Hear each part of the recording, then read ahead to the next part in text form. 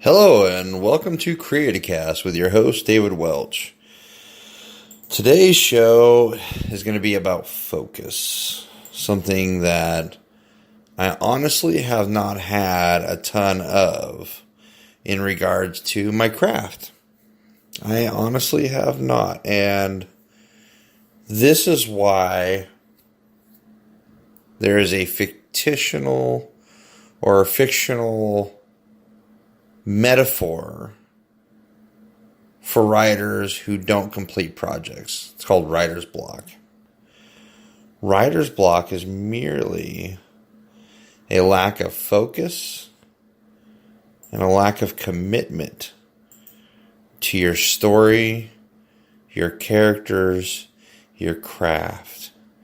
Now, there are ways we can overcome writer's block. Invention strategies, listing, bubbling. There are a few others, clustering, cubing. There's a whole bunch of ways people battle their writer's block or their particular brand of block. For me, it's PowerPoint, and I PowerPoint each chapter.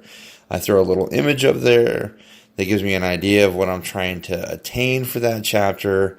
And then I have talking points. I know. You're like, oh, you must have a million PowerPoints. I don't. I really get started with a project, free writing, and then, I kind of work it out from there. I will go back and have my editor edit, but the most powerful work that I do belongs to the time that I free write and just let the story manifest as I'm writing. I let it flow through me as the ideas come, as the characters become more real. They become more authentic, more believable. Even in the most extremely unbelievable situations, they become more believable because of how committed I am to them. We always hear stories about writers who have a period of hyper-focus, a period at which they lock themselves in a proverbial chamber, and come hell or high water, their story was going to be done. That's all they thought about. That's all they lived. And that's all they desired, is to complete the story, to complete the project they are working on. Now, for the average writer, that doesn't happen. The writing process is more organic than that, usually. My writing process in that regard, when I have the hyper-focus, happens when I do my short stories. Because I will write the complete short story start to finish. And I will hyper-focus, and it won't leave me for about 2 to 3 hours. So I would, in those cases, in the past, write a series of short stories. But now I'm trying to tackle the novel. And for those who are out there in the writing community know exactly what I'm talking about when I say this. I am running into the focus monster. I am writing and running into the point at which I know how the story is going to go. I know where I want it to go. But I'm allowing outside factors to affect me. So sometimes that's called life. Sometimes life comes in and ninja kicks you in the balls, and there's nothing you can really do about it. Sometimes we will have, I don't know if anyone else has experienced this, we'll have 10, 15 chapters into something, and then for some reason, our flash drive decides to take a shit on us. Our flash drive becomes unreadable, and the content therein damaged.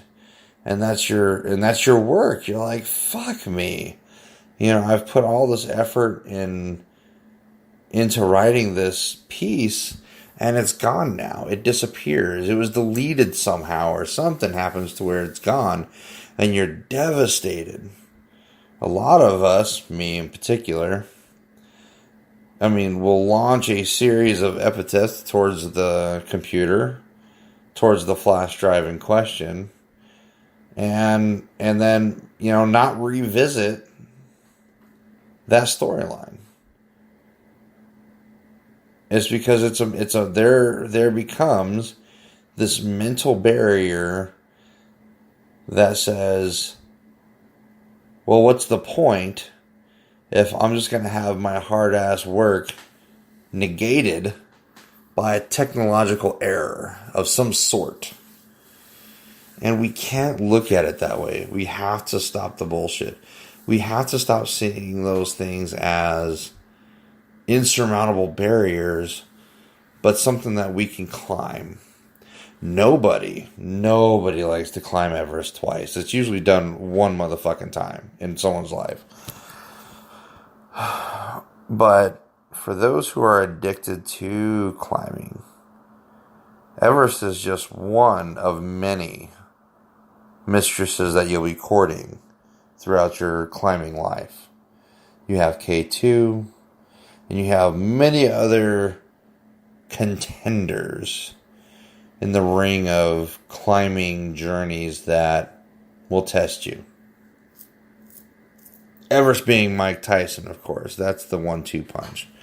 But there are others that definitely have some challenges posed to the hiker or to the climber. Now, when it comes to harnessing focus, a lot of people will go the substance route. I know a lot of riders who sit in front of the computer, they'll have a smoke, they'll have a drink maybe, something that allows those creative juices, those inhibitions that we would normally have and reserve for a cooler head to drop and allow that creative process to persist. Which is why a lot of writers get that rap of, man, these guys are always drinking. These guys can't live without their bourbon or whatnot. And that's just simply not the case with modern writers. We can't live without our fucking internet and our phone distractions and our social media. That's where we get caught the fuck up. And people are out there listening like, yep, that's pretty true. Yeah, we get caught up in the minutia of being in front of your computer and having 32 tabs open and not one of them being your work, not one of them being your writing in progress, your wit. And the reason that is, and the excuse we give ourselves is, oh, we're researching. Fuck that. You're not researching, you're distracting yourself. Because the real work comes in putting the time in to writing. And writing is a gift. Not many have. Writing is a gift that a lot of people wish they had. So if you do have that gift, unfuck yourself when it comes to the distractions, because you have an obligation to yourself and your readership to focus. Some people like their pills, Adderall being one of them, or Sagenix, or whatever the new focus pill is of the week. Whether it's shark fin or whatever the fuck they got going on now.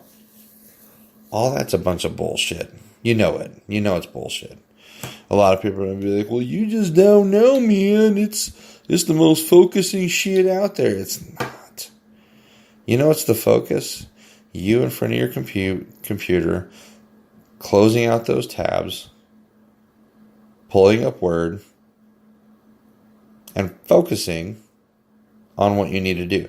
Now, okay, I get it. If you have a notepad and you're scribbling things down, great. But here's my recommendation. Just start motherfucking typing. Just go. Go until you get to a stopping point. But build in your breaks. Now, don't go full tilt on me and don't take breaks. That's what's going to screw you, because you're going to get burnt. You don't want to be burnt. You want to be in the creative zone. Yes, we may have to force ourselves into the zone, but once we're in, you and I know we're in, right? Now, as a writer, I know I'm in the zone when I'm, I struggle the first 50 words, but after that, I'm off to the races. I am just going. And it'll be about that 25, 30-minute mark when I'm like, yeah, I've probably knocked about 1,000 words out or more. Let me go ahead and take a break. But don't let the break sidewind you, unless you've got like food cooking, and that's a different issue. But if you've got laundry to switch over, if you got something to do, get up and do it, and then come back to your craft, because you have to look at it not like a job, but of a passion project, right? So a lot of people will tell me in the writing community that, oh, well, I have to work, 8 hours a day, and then I come home and I'm putting like 10 minutes or 15 minutes into, my writing, and then I got other shit to do. But on our days off, what are they doing? They're not taking the extra day to add 8 hours of time, like you would at work, into your craft. Now imagine spending 8 hours a day putting words down for your book. You'd have your books knocked out quicker than snot if you sat and focused. And sometimes what we need is an accountability partner. Now, writers were very solitary creatures for some fucking reason. We like to be in that in the awe of being a writer, and the fact that we're creative and nuanced. Bunch of malarkey. If you're true to your craft, regardless of how fucking cool you dress, or regardless of how long your fucking beard is, and if you smoke a pipe or whatever it is you do, if you're a writer, you're gonna motherfucking write, regardless of what you look like, regardless of who's doing what around you. That's your passion. That's what you're gonna go do, right? Now, true writers are people who it's more of a subconscious thing, where they just camp out in front of the computer and they just write their thoughts.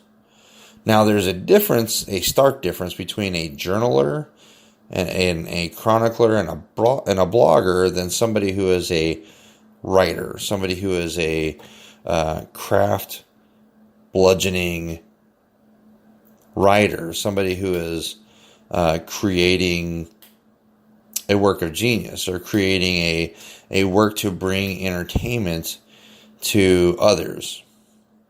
Now, I'm not saying bloggers don't do that, because they sure as shit do.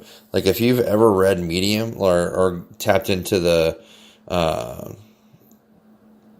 app of Medium and you've read those articles, they are the most creative essays and nonfiction that you could possibly read.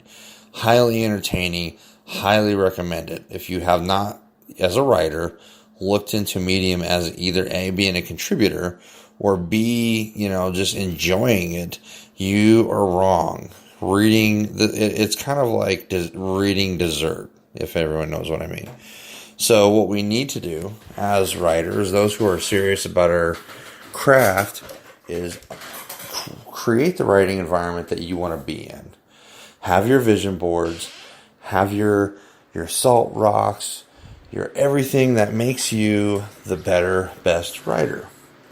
Have that environment set to where you can come back to it, fall right into your writing mode, and be successful. Make it your own. Thank goodness for me, I have an office. I never had an office before. I've never been in a situation to have my own office. Been in a situation to have my own room, of course. I've been in a lot of houses, but I've never had my own office like I do now. And it's something that I cherish and believe in, because I love my writing space. Plus, I like making it unique to me and putting up my little statues and whatnot. But here's what you can do, especially if you don't have an office. Have a place where you go and you're going to work. Somewhere that says in your brain, work. Even if it is work, you have breaks. If you're going to use your breaks wisely and you're creative, open up Word on your computer if you work in that type of work. If you don't, there's nothing wrong with bringing a small little writing pad or bringing a laptop with you or even a tablet, something to jot down something, okay? Something to get your thoughts onto paper, okay? Do it. The focus needs to be, your mission is to climb Mount Everest.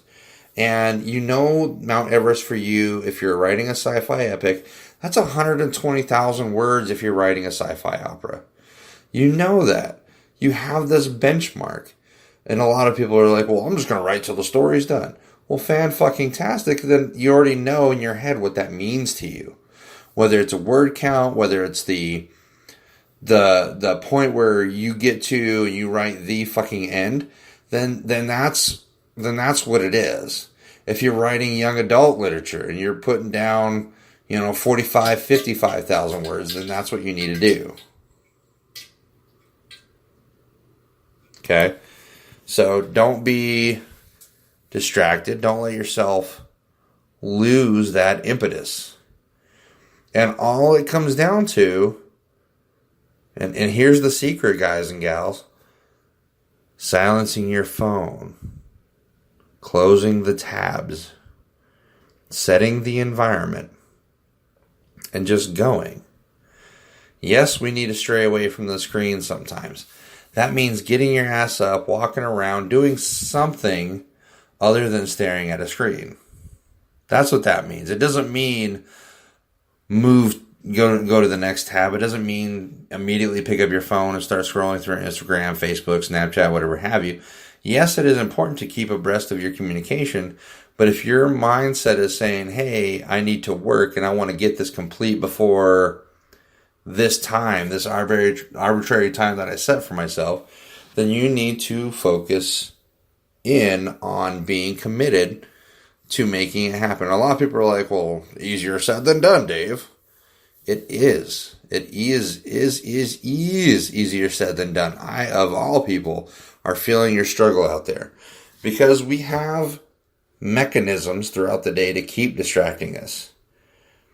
And our brain works, our brains are so fucking funny. We will be caught off guard by the most mundane shit. We'll find that hilarious, like a meme, or something, or a commercial, or whatever it is that tickles our fancy. And immediately forget the fact that we have an obligation to ourselves and our readership. And we let that mind fuck us for about 15 to 20 minutes. And then suddenly we have that re-epiphany or that epiphany again. Like, oh, well, shit, I need to go back to work. And that's okay. It is okay to walk away from the keyboard, go for a nice little stroll, get the blood flowing, and then come back with the mentality of, okay, I left off here. Let me reread a little bit. Let me go back through, get back in that reading mode, read, I would say about 500 words into the past, and then get to the present, and then again embrace the art of free writing from that point, and then go back and edit. Now, if that's not your mode, if that's not your method, then okay, you already have a plan of attack. But do that. Don't let something else distract you.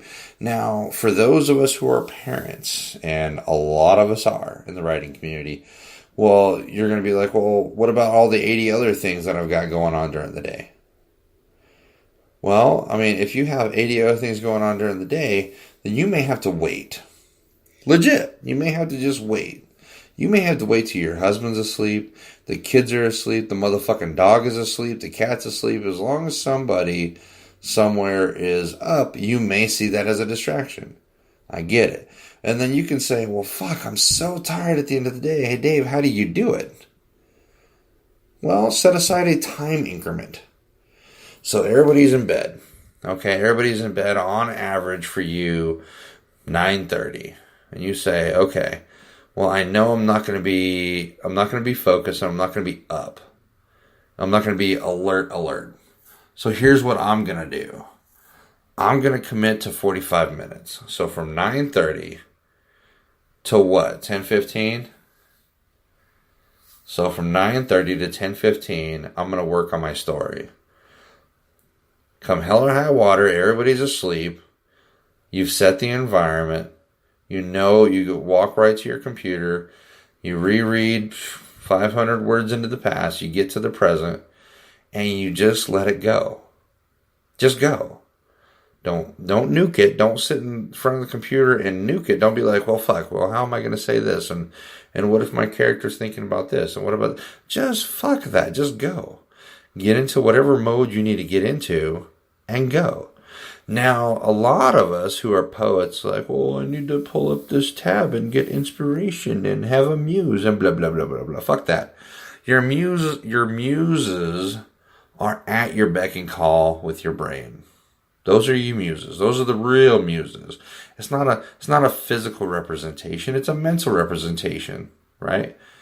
Yeah, so a muse may be your guy, gal, whatever it is, Zimzer, whatever it is that tickles your fancy.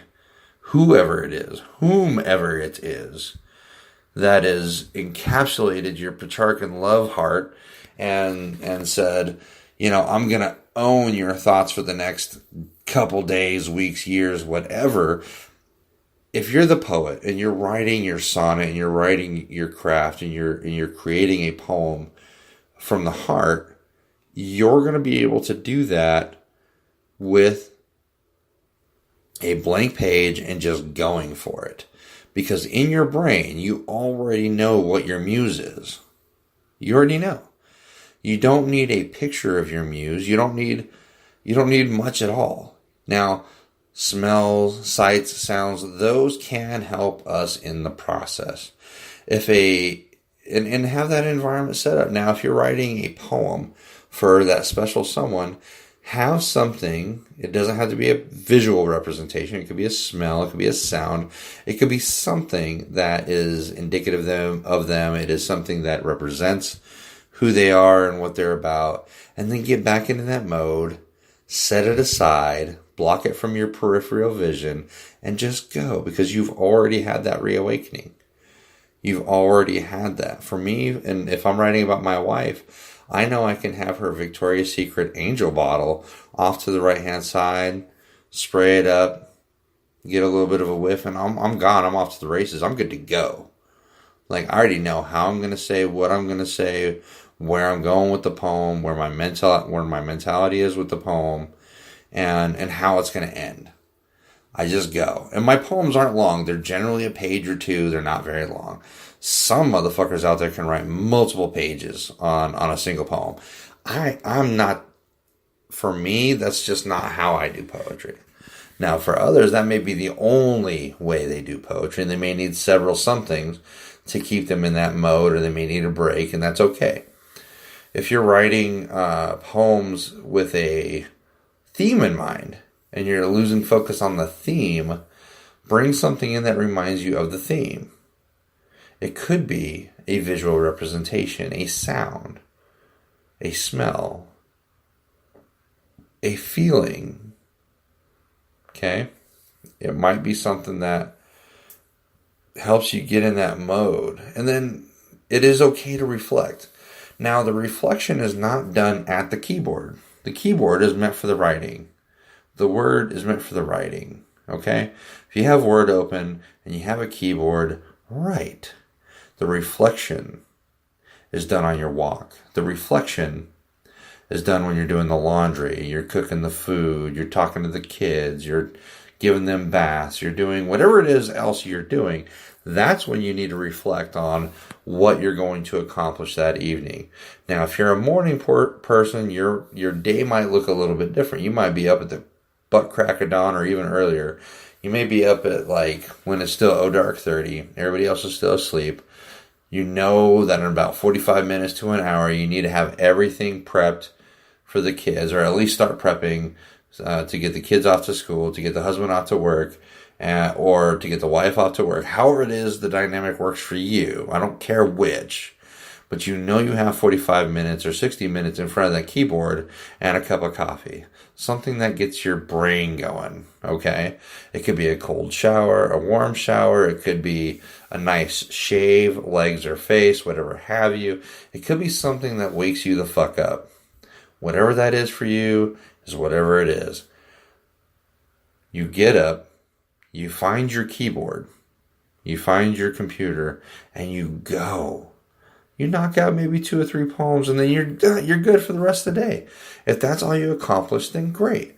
If you have a word count in mind, don't unask your seat unless you've come close or you have accomplished that goal. Now, be realistic with the goal. If you know that you're going to be able to knock out 200 words, then do 200 words, and then call it a day and go to work and do whatever else you got to do. But you have to focus. You have to. A lot of people out there are like, I'm writing in the writing community, and I've got all these books out. So what? So what? You've got 5 books done. Where's book 6?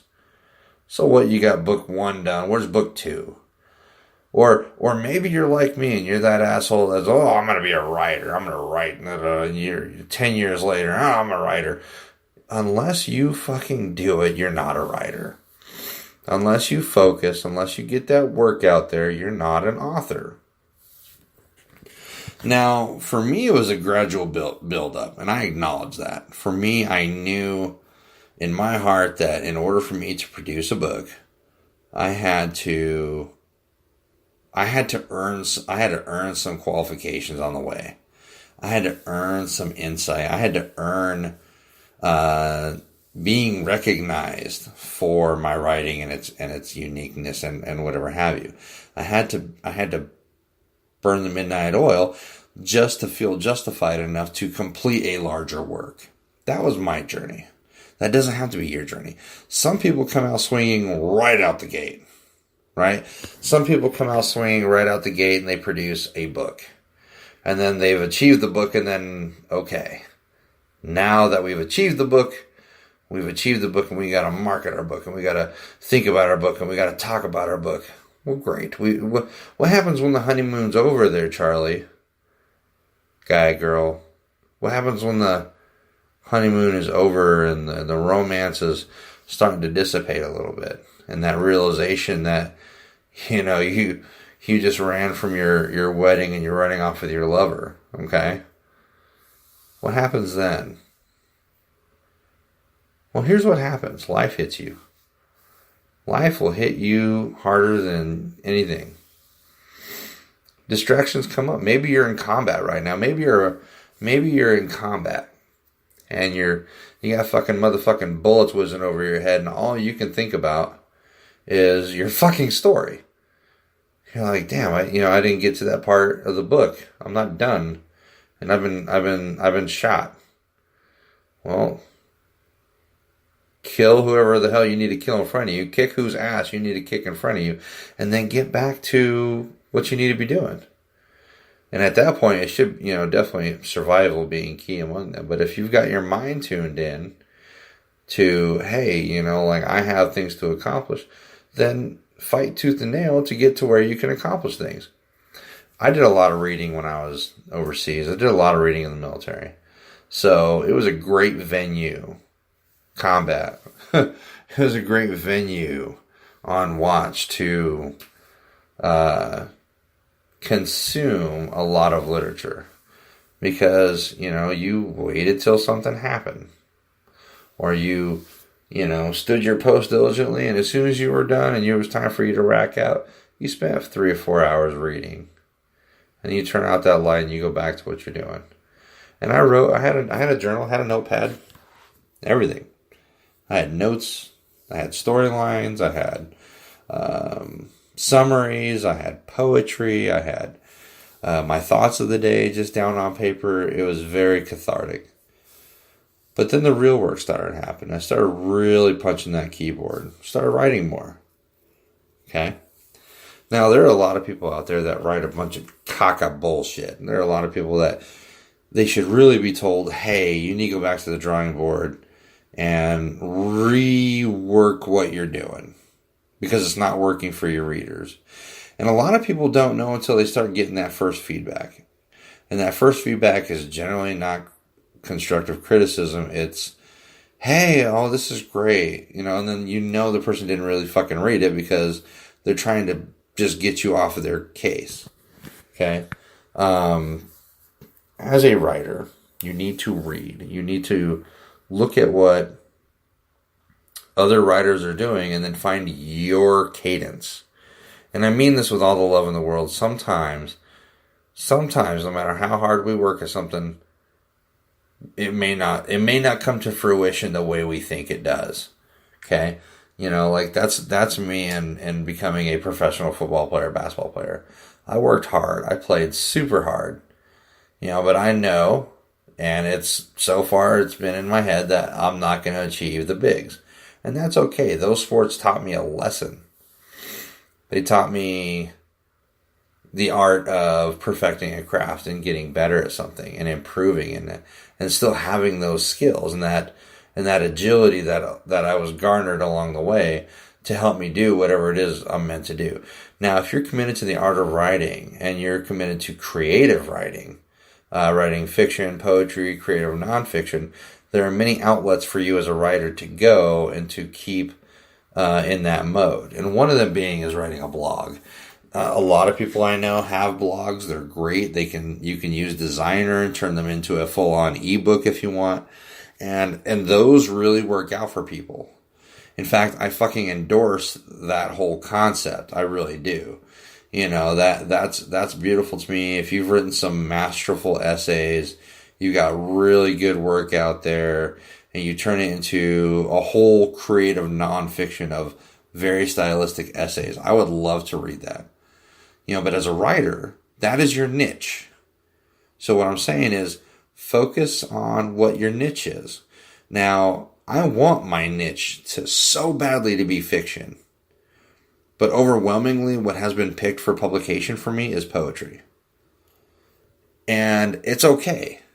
I may always stand on the podium third and fourth and second when it comes to my fiction. But I know with my poetry, I can stand on top of that podium. I know I can be picked. I know that. So I work on my fiction while writing poetry. I work on my plays while writing poetry. I work on my movie scripts while writing poetry. Until my fiction gets the overwhelming response I want it to have compared to my poetry. Now, I'm not going to stop what's making me known in the community. I'm still going to continue to write poetry. It's a part of me. I love doing it. Right? And we love different challenges in writing. And for me, it's not challenging for me to write a poem. It is challenging for me to write a slam style poem. That would be a challenge. I really respect the hell out of Joshua Bennett. I really do. Amazing poet. I respect him. I will always respect him. Always. What he's contributed to the poetry community is beyond anything I've ever dreamed of being as far as a poet. Now, that's something I can aspire to. As far as fiction, I love Alexander Kent, Simon Scarrow, Connor Golden, Michael Curtis Ford. Those are historical fiction authors, but they bring something to the table that I just love about their writing, and they have a cadence. They're British authors, most of them. and that's what I've found. I've overwhelmingly read and enjoyed are British authors who have a particular cadence and a particular style. Now, I also love Orson Scott Card. Fucking love the way he writes and the way he frames things and the way he gets you to see what he sees. And I think that's what I want, and that's what I aspire to do with my writing.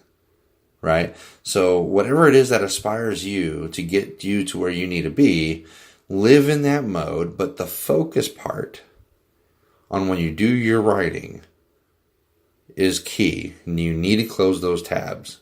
You need to have the only motherfucking thing on your screen be Microsoft Word or whatever it is you write in, mainly. Whatever software you choose to write in, whether it's Final Draft Pro if you're a screenwriter or Word or whatever have you. Whatever it is that works for you, have that open. and just go. Go when it's go time. Get up every 15, 20 minutes, or even half hour at the latest. Walk around, get the blood flow, do a nice little stretch, maybe buy a yoga mat, do some yoga, and then come back. Read 500 words into the past, or read the last stanza of your poem, or read the last paragraph of your essay, and then get back into that flow and just go. I'm telling you, there's nothing more beautiful than a deadline. Want to know why? Because somebody is expecting you to produce a product at a certain amount of time. And just the way we've been engineered since we were kids, once somebody gives us a due date, for some reason we fear not achieving that due date. It's like a genuine fear for us. It's like a complex. So here's what I recommend to you for another tidbit on focus. Have an accountability partner. Now, this accountability partner doesn't necessarily have to be a friend or family member. It could be a faculty. It could be the professor you like the least. That would probably be the best accountability partner because they're going to be like relentless. It could be somebody you're not particularly fond of if they're willing to do it. Or it could be the faculty that you like. It could be the faculty member that you enjoy or the teacher that you enjoy producing work to. Now, if you're just in the professional working environment and you're not in school and you don't have a teacher close by that you can riff with, have it be your most critical friend. Not the friend that's like, yeah, you're amazing, you're a great buddy and pal, and you're so cool, girl. No. Have it be the friend that you're an acquaintance with, more of an acquaintance than a true blue-blooded friend. Because that person is going to make, one, your bond's going to get better. Two, it's going to make the challenge of being accountable for your writing an amazing journey. And sometimes you may have to do something like by yourself. If you're in a tent somewhere in the middle of motherfucking nowhere and you have your tablet, you have your writing pad, you have your journal, and you have a calendar, put an X a month and a half into the future and a word count or a goal in mind. And then now you have a visual representation of the finish line. That way you can write to it. You can succeed if you plan on getting there and then mark off each day. So you have this visual representation of, now that might give you motherfucking anxiety, and a lot of anxiety is crippling. I get it. If that method doesn't work for you, find another way to focus. Okay? If focus for you means getting a nice drink, a nice fuck, or a nice workout in, and then getting to your writing, then that's what it means. Because you're cooled down, you've exerted all the excess energy that you need to get out, and you're into that relaxed mode where you're just cruising in the writing zone. Or vice versa. You need to let all this energy, this creative energy out. You're putting pen to paper, and then afterwards go do your fighting, go do your fucking, and go do your whatever it is that you do to get that excess energy out. Okay? So focus is a key. So sometimes we let our senses fall away from the duty of keeping us accountable. Well, don't let that happen. If there is a certain smell that reminds you of work, that reminds you of the need to accomplish something, then do it. If it's a sound, if it's a pending appointment or a pending activity, and you have mechanisms built in to remind you of that, then that's what it's going to need to be. Okay? So all in all, what I'm saying is really, really focus. In order to achieve your goal of producing the novel, producing the book of poems, the play, whatever, you need to make that your singular purpose. Now, a lot of us, like me, believe me, I'm so guilty of this. I have like 20, 30 projects like in the works. No. Have those in the works. Have those summaries done and have those ideas on paper. Fantastic. But pick one project and fight that bear until it dies. Fight that bear until it gives up from your attack and you win. Okay? It's cathartic to write Finn, the end, done, when you know you've written something or you've produced something and you've completed it to the best of your ability and you're okay with your manuscript. There is a point that happens. It's a very rewarding point. Now, here comes the real work. Here comes the real hard part of being a creative. Somebody's going to edit your work. Somebody other than you is going to take a look at your manuscript and hopefully kick your ass and dissect it to the point where your story is very dissected. You're going to want them to know the anatomy of your story so well that it even convinces them that they know it more intimately than you do. So a good editor is going to come at you sideways with not just the grammatical corrections that you might have missed. The good editor is going to say, you know what, hey, you're inconsistent with this part of the story. Or this doesn't really add up, or this is kind of a fallen trope that you were using, and this was a mechanism that you were using, and then you let it go. Or for some reason you switch tenses, or whatever it is that you need to work on, you need to go back in and revise and rewrite. The first draft is never a complete work. It's never the best draft. Never. The best part of a manuscript is when you've done your work, the editor's done theirs, and then it's being pushed off to publishers as a completed manuscript, as a completed work, and letting that work speak for itself. That's the journey. That's the catharsis. That's the end of the rainbow that a lot of authors are chasing. A lot of authors may be chasing signing an agreement that says we're going to pay you for this book. If that's what you're shooting for, then that's okay. Then that is your goal. If you're shooting for getting picked up by a major publisher like I am, and that's your goal, then you need to step it up and write like that's your goal. You need to step it up and study and know the ins and outs of the business like that is your baby. Like that is your ultimate goal. Just like opening a restaurant. You may not know how to fucking do it yet, but if you commit to that idea and you study and you learn how to fucking do it, you're gonna do it. So, for those who are out there in the community and you've lost your focus somehow, you've let things fall by the wayside, find a mechanism that allows you to return to the fold. Whether it's giving up something that you like, for me it'd be giving up pizza. Because if I let pizza get into the mix, and then I let energy drinks get into the mix, and then I let other things get into the mix, and then by the end of it, I'm not where I need to be. So, in order to achieve the goal we want to achieve, we have to focus. We have to have mechanisms that allow us to focus and complete our goal. Now, again, sometimes we have life kick us in the balls, and there's a period of time where we don't do a whole lot.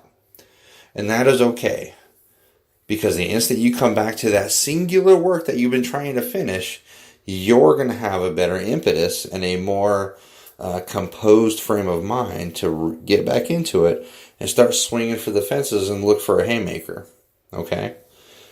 So commit to focus. Commit to creating a habit, creating a habitual routine for you that works, that's effective, that's not detrimental to your health or your mental health.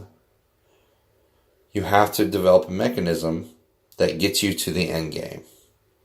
Again, this is David Welch with Creatacast. Find me on Facebook. You can find me on YouTube under David the Sun Devil. And please submit your work to dwelch9627@gmail.com. That way I can read your work live on air. Again, please submit your work to dwelch9627@gmail.com. Have a great day and have a good evening. Love you guys.